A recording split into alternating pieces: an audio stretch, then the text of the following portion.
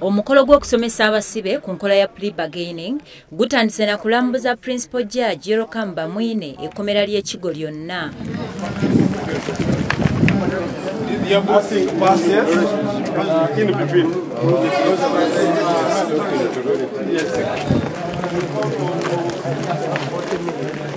Ono alambudde ebifo mbadde kabuyonjo z'abasibe akalwaliro kaabwe era nga wano omusawo Geoffrey Ogwalu wategeereza nga bwe balina obuzibu bw'eddagala kuba terisobola kumala muwendo gw'abasibe oguli mu kkomera nga baagala gavumenti ebongere ku ddagala eribaweebwa.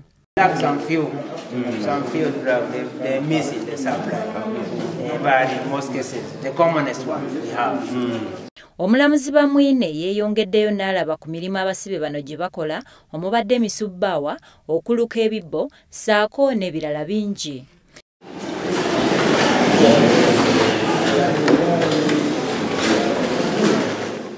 Cannot move out who are just here and coming from even the peripheral districts that are very rural and most of them are very poor.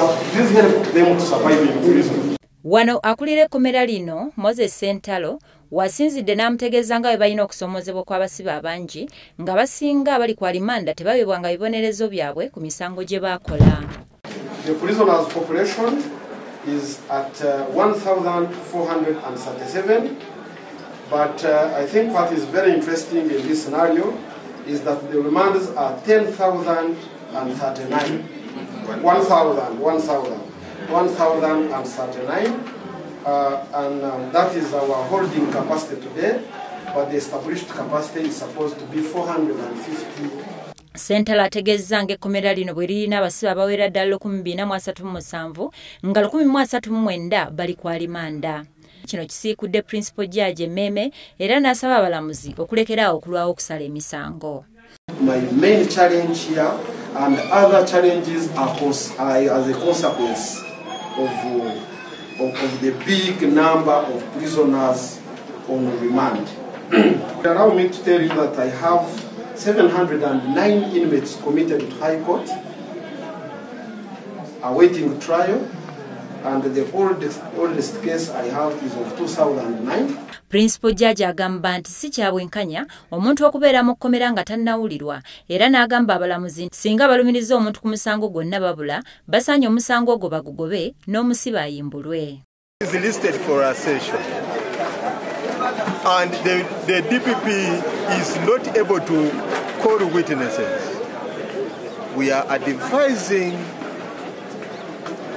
the judge to discourage the temptation to adjourn the case to the next convenient session of the High Court. We want cases to be completed within the session allotted to them. Abasibe bamulojjedde ennaku gye bayitamu nga bali mu kkomera omubadde ne bapulida baabwe obutabawolereza bulungi.